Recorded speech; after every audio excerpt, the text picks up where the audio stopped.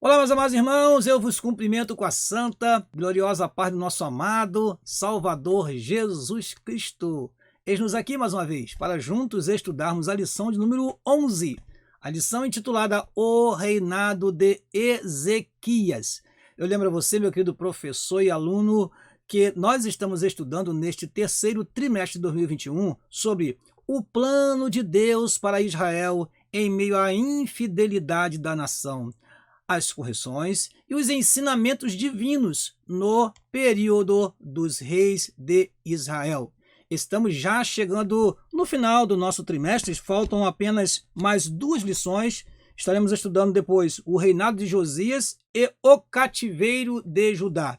E eu creio que você, meu querido professor e aluno que nos acompanham aqui neste canal, estão tendo assim ensinamentos preciosos desta revista que trouxe para nós lembrança de fatos do Antigo Testamento, porém com ensinamentos práticos para todos nós. Isso tem sido muito edificante para todos nós. Eu creio que, assim como tem sido para mim, tem sido para você também, meu querido aluno e professor da Escola Bíblica Dominical.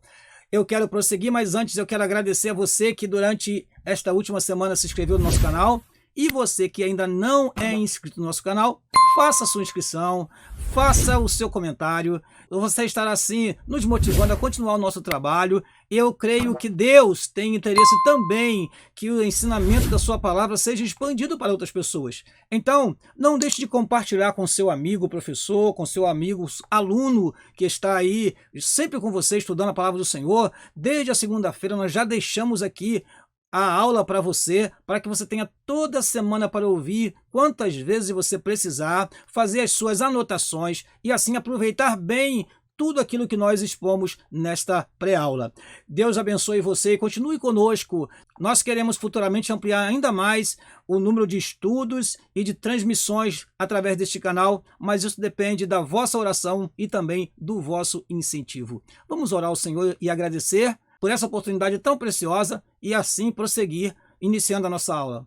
Pai, querido, no nome de Jesus te agradecemos a oportunidade que tens nos dado. Estamos aqui mais uma vez. Que o teu Espírito nos inspire e que teus filhos possam receber a tua palavra e assim guardá-la e aplicá-la segundo, ó Deus, as lições que nós estamos aprendendo aqui, Senhor. São lições práticas que não esqueçamos, Senhor, de colocar tudo isso na nossa vida, todas essas orientações, todas essas instruções que possam fazer parte do nosso ministério, da nossa vida em família, da nossa vida na igreja. Assim oramos e te agradecemos. Em nome de Jesus. Amém e amém. Vamos, portanto, irmãos, à nossa lição. Vamos começar pelo nosso texto áureo. Nosso texto áureo se encontra em 2 Reis, capítulo 18, versículo 5, que diz: No Senhor, Deus de Israel, confiou, de maneira que, depois dele, não houve seu semelhante entre todos os reis de Judá, nem entre os que foram antes dele. Repetindo, no Senhor, Deus de Israel, confiou, de maneira que, depois dele, não houve seu semelhante entre todos os reis de Judá, nem entre os que foram antes dele.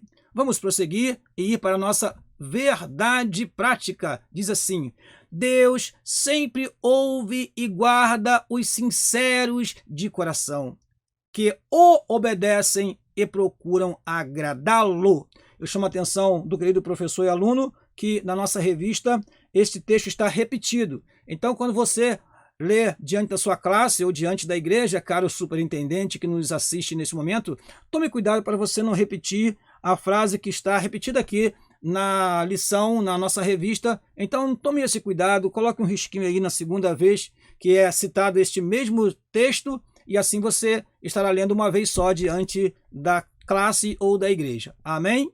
Vamos então agora à leitura bíblica em classe. Esta leitura se encontra em 2 Reis, capítulo 18, versículo 1 a 3, versículo 13, versículo 28, versículo 29, capítulo 19 de 2 Reis, versículo 1, versículo 5 a 7, versículo 15, 16, 20 e 21.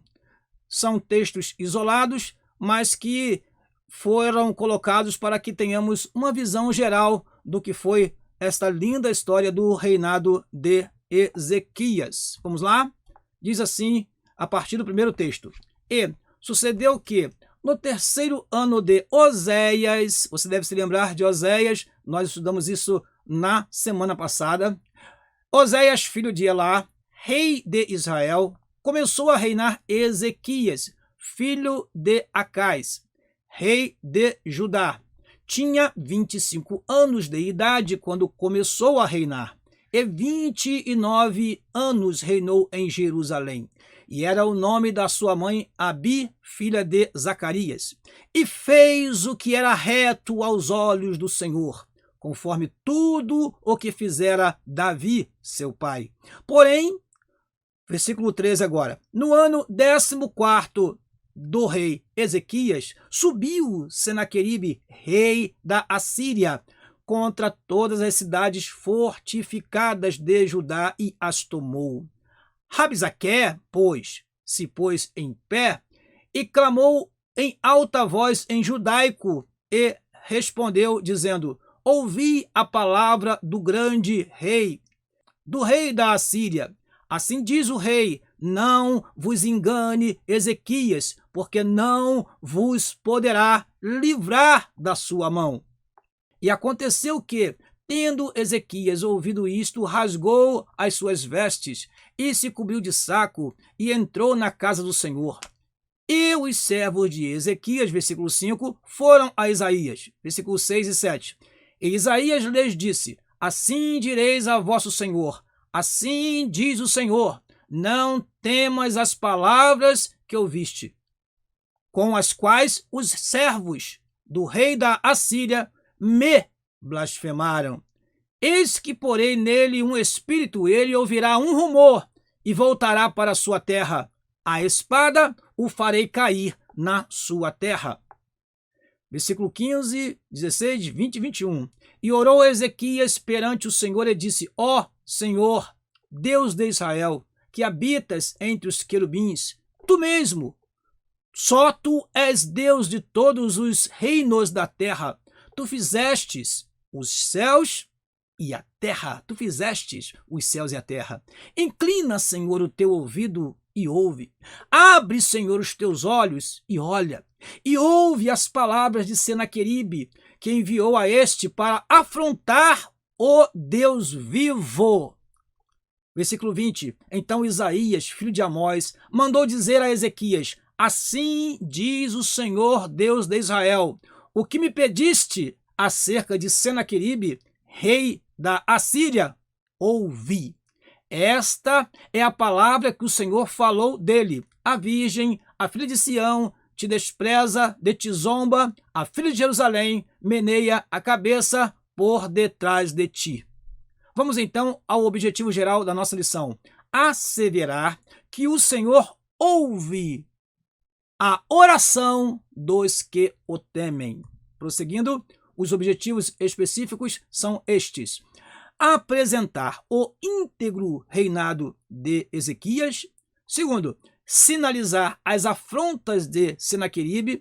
Terceiro e último, registrar o fim de Senaqueribe.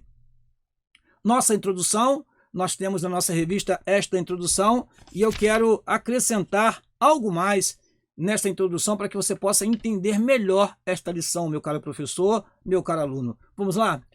Temos o seguinte: o reino de Ezequias foi um dos melhores de Judá, um dos melhores.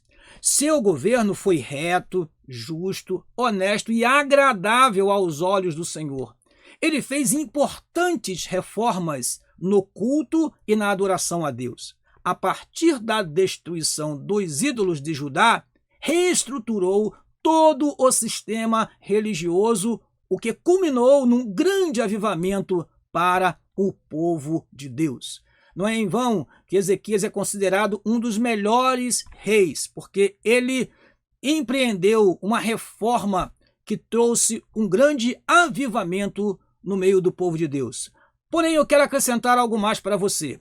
Este rei fez o que era reto perante o Senhor, não obstante, era filho de Acais, que tomou o caminho inverso.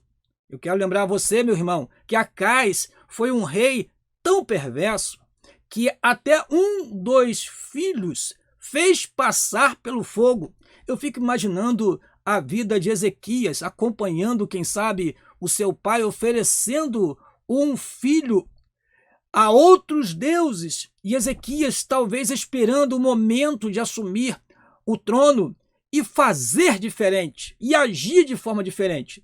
E veremos isso porque, tão logo no primeiro ano, no primeiro mês, Ezequias começou a agir e trabalhar na purificação do povo de Deus, na purificação do templo, e restaurando assim o culto, e restaurando também a comunhão com Deus. O rei Acais, além disso, tirou da casa do Senhor e dos tesouros do rei prata e ouro para dar ao rei da Assíria.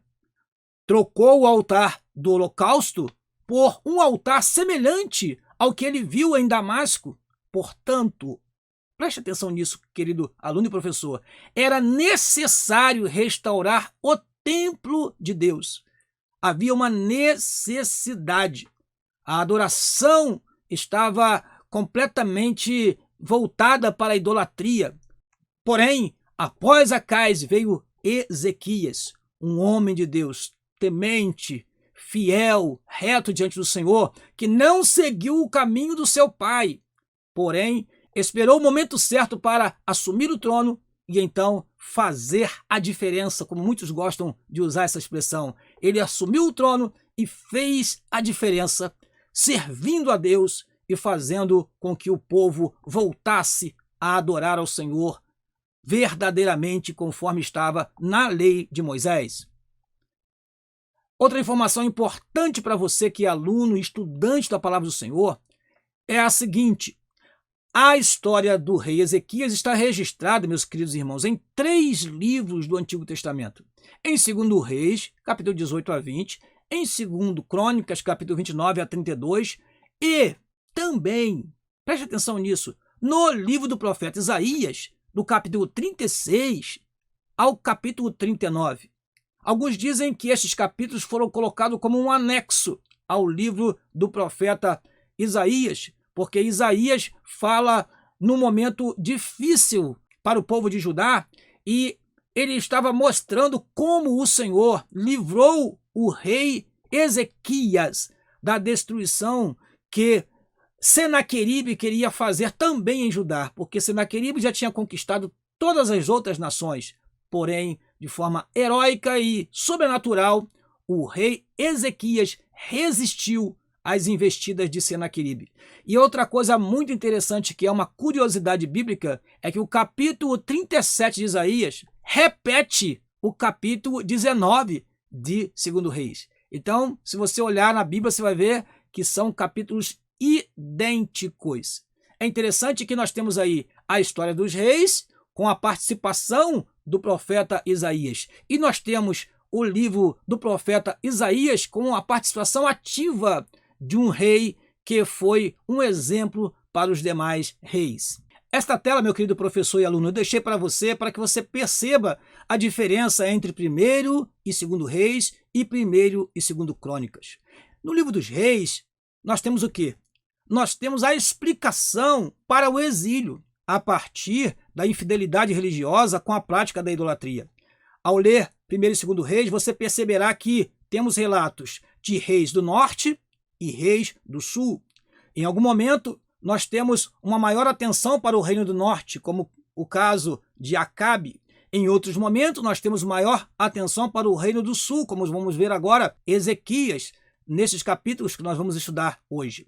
Crônicas foi escrito após o retorno de Judá, ou seja, após o cativeiro babilônico, após este tempo que ficaram distantes da sua terra. Então, o escritor vai apresentar um relato bem diferente do que temos em 1º e 2 Reis. Por quê? Perceba, ele escreveu visando estabelecer uma identidade ao grupo étnico-religioso que estava em Jerusalém ou espalhado pelo mundo, mostrando que o povo sempre foi abençoado quando obedecia a Deus. Escrito possivelmente por um sacerdote, destaca sempre a adoração, a restauração do culto e a intervenção divina de modo eloquente. O autor do livro das Crônicas, ele tem maior atenção ao reino de Judá. Ele dá maior atenção aos reis que dominaram, que regeram a nação de Judá, nação do Reino do Sul. Não é em vão, porque após o cativeiro, nós não temos mais registro do retorno do Reino do Norte, mas nós temos o registro do retorno do Reino do Sul. Então, o escritor que escreveu o livro das Crônicas, ele se preocupou em mostrar aos judeus daquela época, da época pós-exílio, a importância de adorarem a Deus. Por isso nós temos tanta preocupação no livro das Crônicas com o templo, desde os relatos acerca da construção do templo, através de Salomão, até os relatos da restauração do templo, que foram feitas várias restaurações durante o período do Reino do Sul. Por isso, é preciso mostrar essa diferença para que você possa entender. Quando você olhar o livro das Crônicas, você vai ver uma preocupação maior em mostrar a oração, a adoração, em mostrar a obediência a Deus sendo recompensada.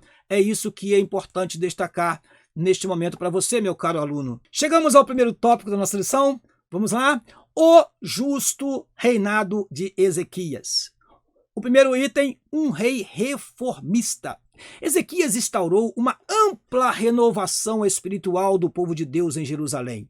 Reuniu os sacerdotes e levitas e lhes propôs uma nova aliança com Deus. Isso está em 2 Crônicas, capítulo 29, versículo 3 a 11. Em 2 Reis, não cita o primeiro ano do reinado de Ezequias. E eu acho de suma importância você, professor, mostrar a seus alunos este texto. 2 Crônicas, capítulo 29, versículo 3 em diante, eu vou mostrar a você por que é de suma importância. Diz assim, a partir do versículo 3, 2 Crônicas 29. Ele, no ano primeiro do seu reinado, no mês primeiro, abriu as portas da casa do Senhor e as reparou. Ou seja, assim que assumiu o trono, Ezequias parecia que estava desejoso de fazer logo esta reforma. Ele não perdeu tempo. No primeiro ano, no primeiro mês, ele abriu as portas da casa do Senhor e as reparou, e trouxe os sacerdotes, os levitas, e os ajuntou na praça oriental. Ele lhes disse: ouvi-me, ó levitas, santificai-vos agora, e santificai a casa do Senhor, Deus de vossos pais, e tirai do santuário a imundícia, porque nossos pais transgrediram e fizeram o que era mal aos olhos do Senhor nosso Deus, e o deixaram, e desviaram os seus rostos do tabernáculo do Senhor, e lhe voltaram as costas, ou seja, menosprezaram a casa do Senhor. Então, chegou agora o rei Ezequias para restaurar a casa do Senhor. Versículo 7, também fecharam as portas do alpendre e apagaram as lâmpadas, e não queimaram incenso, nem ofereceram holocaustos no santuário ao Deus de Israel, pelo que veio grande ira do Senhor sobre Judá e Jerusalém, e os entregou à perturbação, à assolação e ao assobio, como vós o estáis vendo com os vossos olhos. Isso era perceptível, amados irmãos, aos olhos do povo, o desprezo pelo culto. Vamos lá, prosseguindo. Porque eis que nossos pais caíram à espada, versículo 9, e nossos filhos e nossas filhas e nossas mulheres estiveram por isso em cativeiro. Agora me tem vindo ao coração, ou seja, o desejo do meu coração, que façamos um concerto com o Senhor, Deus de Israel, para que se desvie de nós o ardor da sua ira. Agora, filhos meus, não sejais negligentes, pois o Senhor vos tem escolhido para estardes diante dele, para o servirdes e para serdes seus ministros e queimardes incenso. Que texto maravilhoso, meus amados irmãos.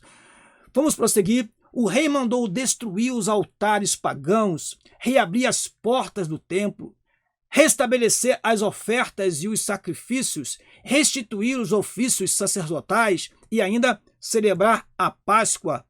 Ele se chegou ao Senhor, não se apartou de após ele e guardou os mandamentos que o Senhor tinha dado a Moisés. Quando lemos esse texto, nós percebemos algo interessante demais, porque em 2 Reis, capítulo 18, versículo 4, diz que Ezequias destruiu a serpente de metal, meus amados irmãos, que ainda era adorada pelo povo. Vamos ler esse versículo? 2 Reis, capítulo 18, versículo 4. Este tirou os altos e quebrou as estátuas, e deitou abaixo os bosques, e fez em pedaços a serpente de metal que Moisés fizera, porquanto até aquele dia os filhos de Israel lhe queimavam incenso e lhe chamavam Neustã. A serpente de metal, ela ficou ali dentre o povo durante todos esses anos sendo adorada. O povo idolatrou a serpente e ela se tornou um meio de destruição da fé do povo. Mas chegou o momento desta Neustã sair do meio do povo. Ele tinha um coração disposto a fazer a vontade de Deus. Levou os sacerdotes, demais levitas e lideranças para reconhecer o verdadeiro estado pecaminoso da nação. Foi o texto que lemos ainda há pouco. É assim que tem início, meus amados irmãos, o verdadeiro e genuíno avivamento. Eu acrescento aqui em verdinho. Quando é que acontece o avivamento, pastor Daniel? Quando há arrependimento, quando reconhecemos o nosso estado de pecado ou de desobediência, de esquecimento das leis de Deus, quando percebemos que nós andávamos muito bem, mas nos desviamos para outros caminhos e agora o Senhor cobra de nós um retorno à obediência a Ele de forma plena, poderosa e impactante. Isso é avivamento. Item número 2 do primeiro tópico, a purificação dos lugares sagrados. Os sacerdotes e os levitas se reuniram e se prontificaram a purificar e santificar a casa do Senhor. Retiraram e jogaram fora todas as coisas impuras que estavam no templo e restabeleceram o culto e os sacrifícios conforme a lei de Moisés. A purificação foi tão completa que no relato do livro de Crônicas, capítulo 29 e versículos 18 e 19, a palavra todos é repetida várias vezes no texto. Nada ficou de fora. Vamos ler? Diz assim esse texto. Então foram ter com o rei Ezequias e disseram: já purificamos toda a casa, como também o altar do holocausto com todos os seus utensílios, e a mesa da proposição com todos os seus utensílios. Também todos os objetos que o rei Acais, no seu reinado, lançou fora, na sua transgressão, já preparamos e santificamos, e eis que estão diante do altar do Senhor. Aleluia! Prosseguindo, vamos para o terceiro e último item desse tópico. Ezequias convocou os maiorais da cidade para estarem na casa do Senhor e restabelecer o culto. Isso foi chamado pelo nosso comentarista de adoração nacional. Diversos sacrifícios foram oferecidos para a reconciliação de todo Israel. Foi nesse momento de muita comoção que o rei, seus assessores e toda a congregação de Israel se prostraram diante do Senhor. Que cenário maravilhoso! Uma nação inteira se prostrando e adorando aquele que é digno de toda honra, glória e louvor. Aleluia! Os sacerdotes não deram conta do serviço. Isso você pode ver em 2 Crônicas, capítulo 29, versículo 34, que diz assim: eram, porém, os sacerdotes muito poucos e não podiam esfolar a todos os holocaustos, pelo que seus irmãos, os levitas, os ajudaram até a obra se acabar e até que os outros sacerdotes se santificaram, porque os levitas foram mais retos de coração para se purificarem do que os sacerdotes. Além de toda a reforma, Ezequias também mandou celebrar a Páscoa do Senhor. Que maravilha, irmãos! A Páscoa que por muitos anos não foi celebrada. Diz a palavra do Senhor que ela foi celebrada agora no tempo do rei Ezequias. Todos, preste atenção nisso, caro professor, todos foram convidados a participar, inclusive as tribos do norte. Eu acho interessante também destacar para você o que está em 2 Crônicas, capítulo 30, versículo 10 e 11. Eu vou ler para você. Diz assim: e os correios foram passando de cidade em cidade pela terra de Efraim e Manassés, ou seja, no reino do norte, até Zebulon. Porém, riram-se e zombaram deles. Irmãos, imagine que situação. Convidando para a grande festa em Jerusalém, mas eles ainda estavam com aquele sentimento da divisão no seu coração. Enquanto o avivamento que estava acontecendo estava movendo os de Judá na direção do povo de Israel para promover uma união entre eles, naquele momento de adoração, havia quem rejeitasse esse convite maravilhoso que os judeus estavam fazendo aos da tribo do norte. Versículo 11. Todavia, alguns de Azer e de Manassés e de Zebulon se humilharam e vieram a Jerusalém. Ou seja, uns zombaram e outros aceitaram este maravilhoso convite. Houve um grande ajuntamento de pessoas em Jerusalém. Ezequias intercedeu pelo povo e o povo foi levado, foi conduzido à santificação. A convocação do rei Ezequias ao povo para a santidade, adoração e amplas reformas espirituais ocasionou um dos maiores avivamentos do Antigo Testamento. Houve um impacto espiritual tão grande que, ao voltar para casa, o povo destruiu as estátuas dos ídolos, as estátuas dos falsos deuses, rompeu com a idolatria. Veja só o que diz a palavra do Senhor em 2 Crônicas, capítulo 31, versículo 1.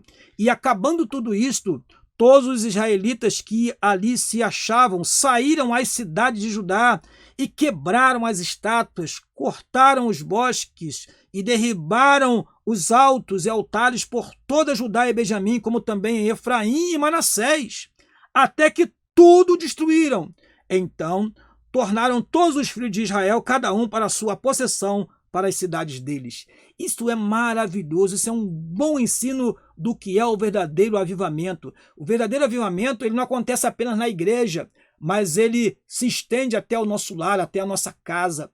Quando nós somos realmente avivados em nossas igrejas, nós chegamos na nossa casa e se tiver algo que não agrada a Deus, nós jogamos fora. Se estamos praticando algo que não agrada ao Senhor, nós deixamos de praticar. Avivamento, irmãos, não é ficar dando glória, aleluia, e falando línguas estranhas. Não, avivamento é obedecer a Deus novamente como dantes, é ter os dias renovados, é ter a oração renovada, é ter o louvor renovado. O avivamento não pode ficar na igreja, ele tem que ser levado até as nossas casas. E aqui o povo fez isso. Foi em direção às suas cidades, mas foi fazendo a limpeza em relação aos ídolos que ali ainda estavam perturbando o povo do Senhor. Deus ainda levanta líderes para promover verdadeiras reformas espirituais, diz o nosso comentarista. Chegamos ao segundo tópico, Senaqueribe invade Judá. As ameaças de Senaqueribe. O império assírio estava em franco crescimento. Ele havia invadido várias nações do Oriente Médio, inclusive Israel, que fora levado para o cativeiro. Isso nós aprendemos na lição que tratou sobre o cativeiro do Reino do Norte. Agora, Senaqueribe, rei da Assíria, achava que poderia fazer o mesmo com Judá. Foi então que resolveu expedir seu poderoso exército para sitiar Jerusalém e ameaçar o rei Ezequias, visto que ele havia se rebelado contra o governo assírio. Durante o cerco a Jerusalém, Senaqueribe, por meio de seus oficiais, usou como estratégia intimista a difamação de Ezequias e o afrontamento da grandeza de seu Deus. Interessante, irmãos, que era muito comum naquela época sitiar a cidade, rodear a cidade, fazer com que a cidade ficasse sem a provisão, sem a entrada e saída de mercadorias, e às vezes até se cortava o fornecimento de água. Aqui, Jerusalém foi sitiada, porém, além disso, ele insultou a Ezequias. Ele insultou o próprio Deus. E Deus, irmãos, não se deixe escarnecer. Deus, ele, no tempo certo, ele mostra quem é o Senhor no céu e na terra. Como seu propósito era abalar a moral do rei e do povo, todas essas injúrias foram pronunciadas em hebraico. Ele usou a língua do povo de Deus para poder ameaçá-los, para deixar bem claro para eles que eles estavam desafiando a Deus, desafiando a Ezequias e dizendo: se todos perderam a batalha, você também vai perder. Segundo item do segundo tópico, o temor de Ezequias. As ameaças dos assírios pasmaram Ezequias e o medo se espalhou por toda a corte de Judá, o que levou o rei a consultar o profeta Isaías, e a palavra dele foi de vitória para o povo de Deus. Aqui aprendemos que, preste atenção, a obediência a Deus não é sinônimo de ausência de problemas e enfrentamentos. Eu estou obedecendo a Deus, então eu não vou ter problema na minha vida, eu não vou enfrentar dificuldade. Irmãos, você está muito enganado. A vida do cristão é uma vida de peleja, uma vida de luta constante, mas também de vitória e vitória a cada dia. Diz o nosso comentarista: entretanto, a mão poderosa do Altíssimo nunca deixa seu povo desamparado.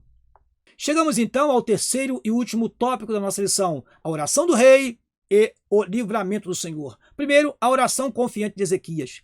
Para intensificar ainda mais sua estratégia do medo, o rei assírio enviou cartas atrevidas e ameaçadoras ao rei Ezequias. Veja que interessante, ele não apenas falou ou insultou com palavras, mas ele preparou cartas atrevidas e ameaçadoras. Eu acho interessante, irmãos, que talvez alguns olhariam para aquela carta e ficariam lendo o tempo todo aquela carta, e a angústia ia entrando no seu coração, e a falta de fé e o medo ia aumentando ainda mais. Mas o que Ezequias faz com aquelas cartas? Ele apresenta aquele que pode realmente socorrê-lo. Diz assim a nossa revista: a mensagem exigiu a rendição de Jerusalém, mas o rei de Judá apresentou essas cartas diante do Senhor e orou fervorosamente. Eu quero ler para você esse texto, 2 Reis, capítulo 19, versículo 14 ao versículo 19, diz assim: recebendo, pois, Ezequias as cartas das mãos dos mensageiros e lendo-as, subiu à casa do Senhor, e Ezequias as estendeu perante o Senhor. E orou Ezequias perante o Senhor e disse: ó Senhor, Deus de Israel, que habitas entre os querubins, tu mesmo, só tu és Deus de todos os reinos da terra. Tu fizestes os céus e a terra. Inclina, Senhor, o teu ouvido e ouve. Abre, Senhor, os teus olhos e olha, e ouve as palavras de Senaqueribe, que ele enviou para afrontar o Deus vivo. O Deus vivo. Ezequias sabia a quem servia. Versículo 17. Verdade é, ó Senhor, que os reis da Assíria assolaram as nações e as suas terras. Ele se baseou numa realidade que estava acontecendo naquele tempo, porém a fé era maravilhosa em Deus, por isso ele foi orar e apresentar ao Senhor essas cartas. Versículo 18, e lançaram os seus deuses no fogo, ou seja, os deuses das nações que foram vencidas pela Síria, tiveram seus deuses queimados no fogo, porquanto deuses não eram, mas obra de mãos de homens, madeira e pedra. Por isso os destruíram.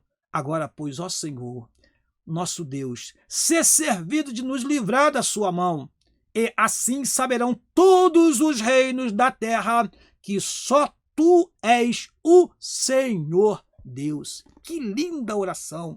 Ele reconhece que Deus é o Deus vivo. Ele reconhece que Deus é aquele que fez os céus e a terra.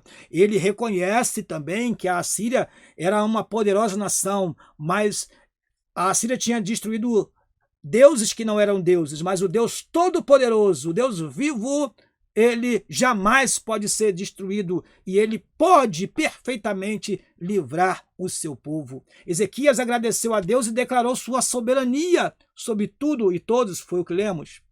Indo para o segundo item do terceiro tópico, Deus conforta o rei.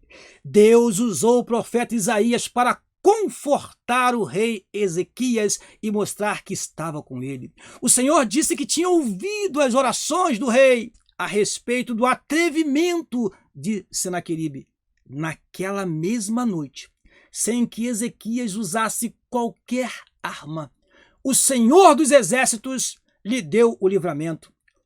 um anjo, apenas um anjo do Senhor, foi enviado por Deus e matou de uma só vez 185.000 assírios. Posteriormente, o rei Senaqueribe foi assassinado pelos seus próprios filhos. Ao analisar esta lição, nós observamos que faltou alguns fatos importantíssimos do reinado e da vida de Ezequias. E eu trouxe para você esta tela, que eu chamei de epílogo do reinado de Ezequias. Veja que interessante como temos ensinamento neste epílogo. Ezequias ficou enfermo e recebeu uma mensagem: põe a tua casa em ordem, porque morrerás e não viverás. Mas o que Ezequias fez? No seu leito ele orou ao Senhor e chorou muitíssimo. E Deus ordenou ao profeta que voltasse. E foram-lhe acrescentados 15 anos. Se você desejar ler esse texto, você pode ler em Isaías capítulo 38, na sua exposição, meu querido irmão. Utilize esse texto para explicar bem o que aconteceu com Ezequias. Eu vou ler para você os primeiros versículos do capítulo 38 de Isaías. Naqueles dias, Ezequias adoeceu de uma enfermidade mortal e veio a ele Isaías, filho de Amós, o profeta, e lhe disse: assim diz o Senhor, põe em ordem a tua casa, porque morrerás e não viverás. Então virou Ezequias o rosto para a parede e orou ao Senhor. Irmãos, que maravilha! Ele não precisou ir ao templo, ele não precisou chamar a irmã do círculo de oração, ele não precisou sair do seu lugar para falar com Deus e Deus o ouvir. Olha que interessante, ele virou o rosto para a parede e orou ao Senhor. Agora, como foi a oração de Ezequias? É uma oração que não é qualquer um que pode fazer. Ele diz assim: ah, Senhor, lembra-te, peço-te, de que andei diante de ti em verdade e com coração perfeito, e fiz o que era reto aos teus olhos. E chorou Ezequias muitíssimo. Versículo 4. Então veio a palavra do Senhor a Ezequias, dizendo: vai e diz a Ezequias: assim diz o Senhor, o Deus de Davi, teu pai, ouvi a tua oração, e vi as tuas lágrimas, e eis que acrescentarei aos teus dias 15 anos. Eu quero chamar a tua atenção para o registro em 2 Reis, no capítulo 20, tem algo interessante que eu desejo lhe mostrar. Diz assim a palavra do Senhor, em 2 Reis, capítulo 20, versículo 4. É o mesmo relato, mas nós temos um detalhe maravilhoso no versículo 4 do capítulo 20 de 2 Reis. Sucedeu, pois, que não havendo Isaías ainda saído do meio do pátio, veio a ele a palavra do Senhor, dizendo... Ou seja, o rei Ezequias orou, Deus ouviu de lá dos altos céus, e o profeta Isaías estava indo embora, mas Deus o manda voltar com a resposta imediata para o seu servo, que orou e chorou, e Deus atendeu a sua oração. Glória a Deus! Que lindo exemplo de oração no Antigo Testamento, de oração respondida, de alguém que clama ao Senhor com sinceridade e verdade, e Deus o responde. Prosseguindo aqui o nosso texto que nós colocamos para você, porém, Ezequias se ensoberbeceu. A nossa lição não fala sobre isso, mas eu acho importante falarmos sobre isso, irmãos, porque está registrado na palavra de Deus. Ezequias se ensoberbeceu. Segundo Crônicas, capítulo 32, no versículo de número 25, diz assim: mas não correspondeu Ezequias ao benefício que lhe fez, porque o seu coração se exaltou, pelo que veio grande indignação sobre ele e sobre Judá e Jerusalém. Ezequias mostrou todos os tesouros de Jerusalém aos embaixadores da Babilônia e foi advertido pelo profeta Isaías. Mas o versículo seguinte aqui, versículo 26, diz assim: Ezequias, porém, se humilhou pela soberba de seu coração. Ele e os habitantes de Jerusalém, e a grande indignação do Senhor não veio sobre eles nos dias de Ezequias. Ele se ensoberbeceu? Sim, mas ele se humilhou perante o Senhor. E Última coisa que quero falar nesta lição, ele foi sepultado no mais alto dos sepulcros e recebeu homenagens na sua morte. Segundo Crônicas, capítulo 32, versículo 33, diz: E dormiu Ezequias com seus pais, e o sepultaram no mais alto dos sepulcros dos filhos de Davi. E todo Judá e habitantes de Jerusalém lhe fizeram honras na sua morte. E Manassés, seu filho, reinou em seu lugar. Amém. Vamos à nossa conclusão.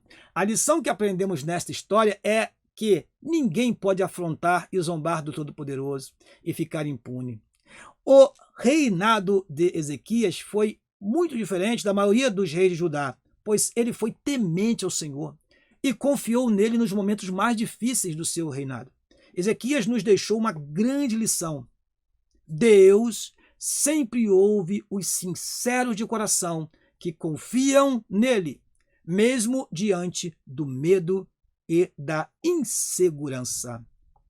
Não perca a próxima aula, a lição número 12, que falaremos sobre o reinado de Josias. Outro bom exemplo de rei que temeu ao Senhor e foi reto diante dos olhos do Senhor.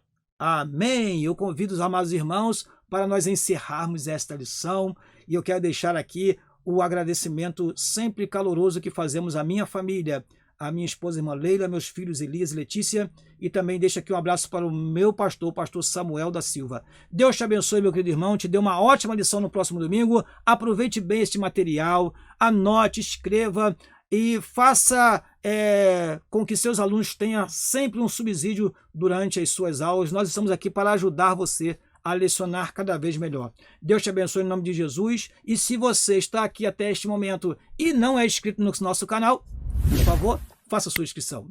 E se você já é inscrito, por favor, deixe o seu like e também um breve comentário para que nós possamos dialogar com você através do comentário que você fará no nosso YouTube, no nosso canal.